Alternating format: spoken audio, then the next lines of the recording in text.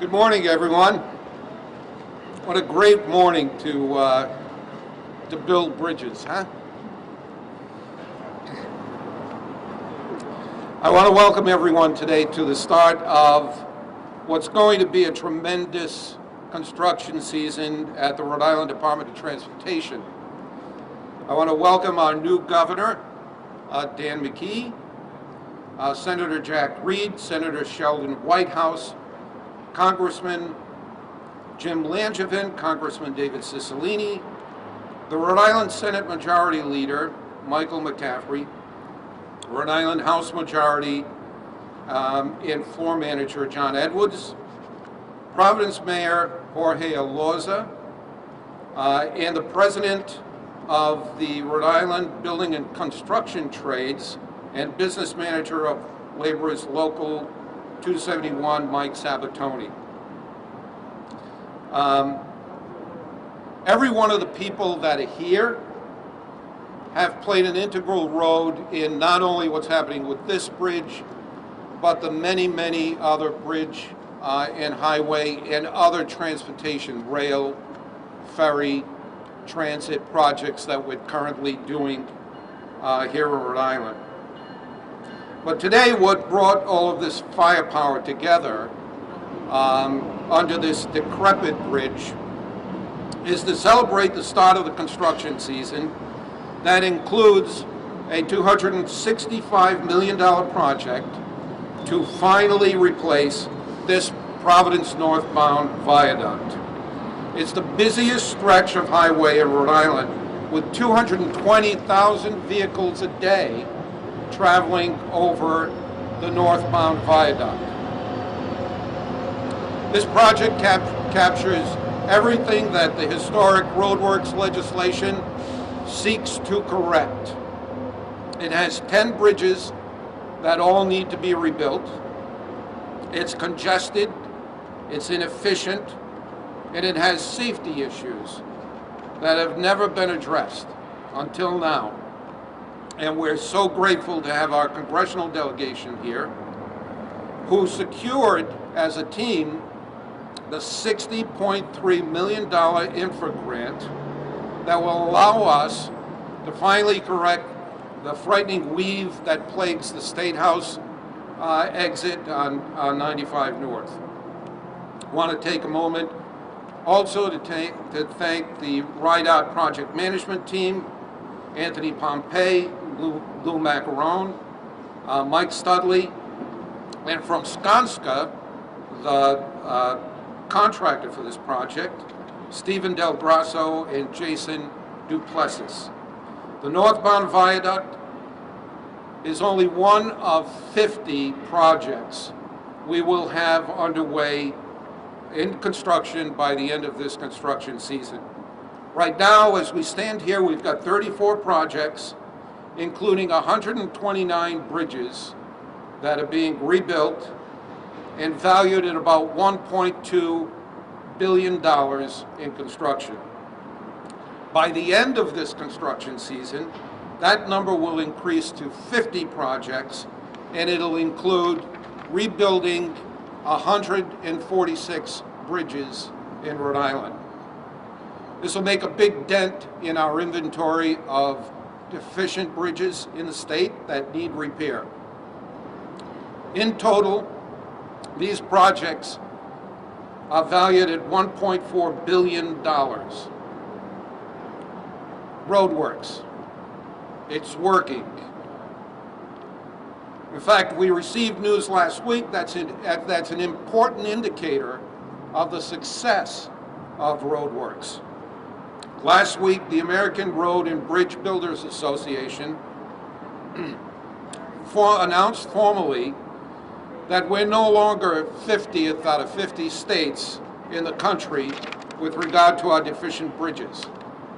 We've only moved up a couple of points, but we're out of the basement. And we've stopped the decline that took decades for us to spiral down. We've leveled it off, and now we're on the upward climb to creating a brand new infrastructure with regard to our deficient bridges in the state. And many of the projects that we're working on during this next construction season are going to maintain that upward climb so that one day we're no longer on these lists that put us in a deficient category. Before I introduce our first speaker, I'll quickly go over a list of construction projects that'll be the stars of this year's construction season. Just down the highway from here is the 610 Interchange, a $410 million project. This season we'll be opening up the first major part of that nice overpass that you've seen being built will be connected and in operation this summer.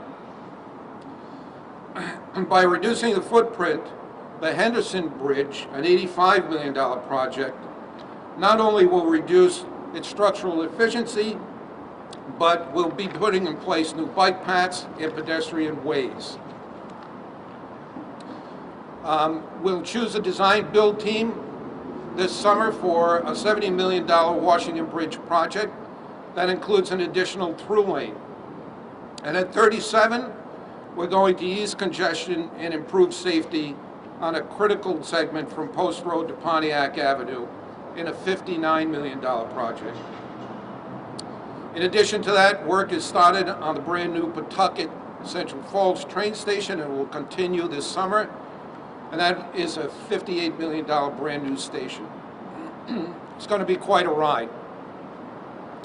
And it wouldn't be possible without the support that we've had from everyone that will be speaking here today.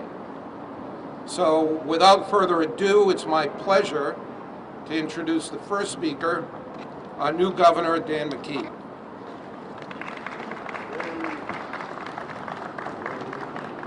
Thank you, Director. And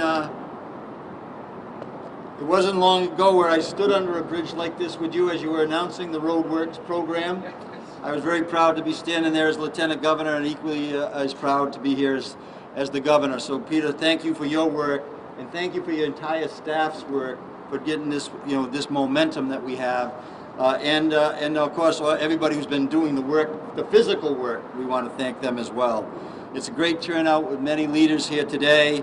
And to launch off this 2021 construction season in Rhode Island, our Congressional Delegations, Senate Majority Leader McCaffrey, Mayor Lorza, Mike Sabatini, and of the laborers, Sabatini, of the labor unions. So this infrastructure has always been a crucial component for Rhode Island's economy, and it will be an essential part of our economic recovery. Today we're kicking off a construction season that will result in $1.4 billion of investment in Rhode Island's infrastructure. As we emerge from the COVID-19 pandemic, this investment is more important than ever. These projects will not only create good-paying construction jobs, but also safe, updated, and resilient infrastructure for our residents and our businesses. Infrastructure is the foundation that our states and communities are built on. I want to thank the Congressional Delegation for helping us secure these federal funds. I want to thank you for your continued commitment to building strong, safe communities in a reliable way. Through this pandemic, Senator Reid and White House, Congressman Langevin, and Cicilline have been working hard to ensure Rhode Island and its residents receive the support and resources we need. We are grateful for their leadership, and we're ready to put these dollars to good use. Thank you. Thank you very much. This year's construction project will support continued economic growth and address some of our most pressing transportation needs. In addition to the Providence Viaduct, the construction season will also include investments in other areas, including the Henness Bridge, the Pawtucket Central Falls train station, and the Providence Newport Ferry. My wife Susan and I did travel on the Newport Ferry, and we're looking forward to visiting there this summer by way of our Providence Newport Ferry. I look forward to continuing to improve and invest in our infrastructure to create resilient communities and improve the quality of life for hard-working Rhode Islanders. We'll need the support of everyone here today to make that happen.